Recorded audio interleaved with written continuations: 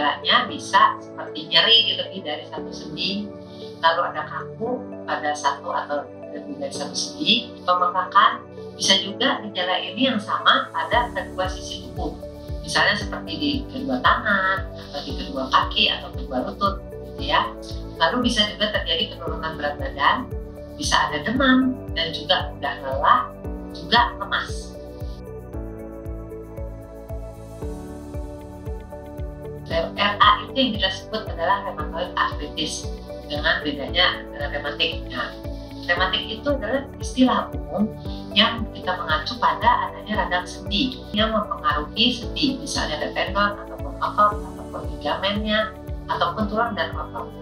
Nah, kalau rheumatoid arthritis atau RA ini penyakit autoimun di mana sistem kekebalan tubuh akan menyerang sel-sel yang sehat di tubuh tersebut dan secara tidak sengaja menyebabkan peradangan terutama pada persendian.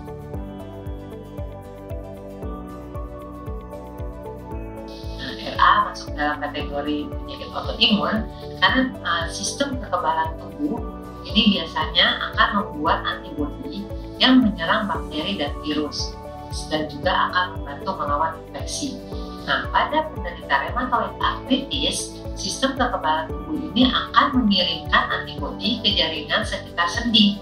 Nah, di mana antibodi tersebut akan menyerang jaringan di sekitar sendi dan akan menyebabkan peradangan pada sendi tersebut.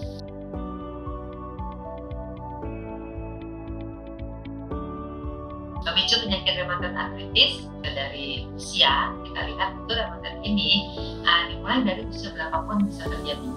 Ya, tapi risiko ini akan meningkat seiring bertambahnya usia. Nah, rheumatoid arthritis ini paling sering muncul pada orang dewasa di usia 60-an. Nah, kalau secara jenis kelamin ternyata juga 3 kali lebih tinggi pada wanita dibandingkan pria.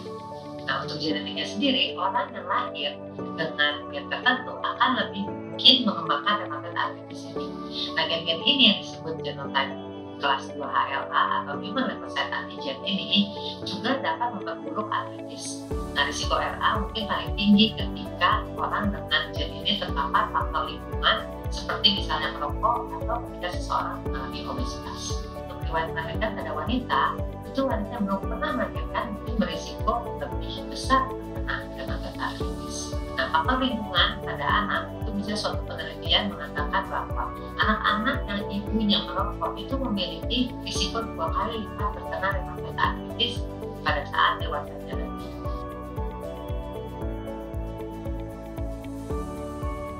Jadi RA ini kita lebih baik berdiagnosa sedini mungkin dalam waktu misalnya 6 bulan sejak timbulnya gejala, sehingga orang dengan penyakit tersebut dapat memulai pengobatan untuk memperlambat ataupun menghentikan perkembangan penyakitnya.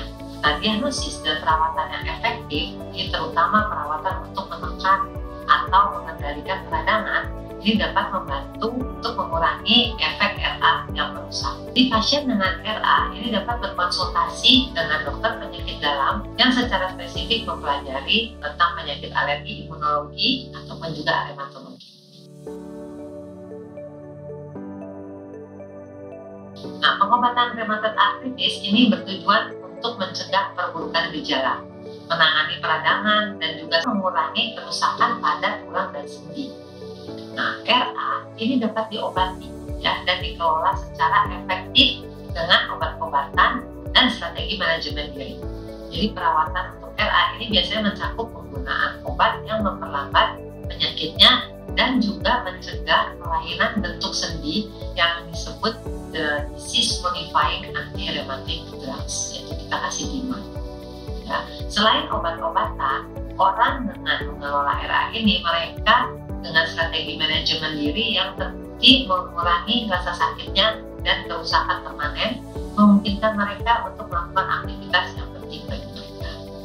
Nah, pasien juga harus rutin kontrol kepada dokter yang memang dokternya pasien tersebut, agar kita dapat follow up kondisi pasiennya itu dan diubah regimen terapinya kalau keluhan pasien itu tidak membaik. Jadi sebaiknya kalau pengobatan sudah dilakukan beberapa lama dan juga tidak ada perubahan atau tidak ada perbaikan yang cukup bagus, kita harus pikirkan apakah kita harus memberikan regimen terapi lainnya atau menambahkan obat-obatan.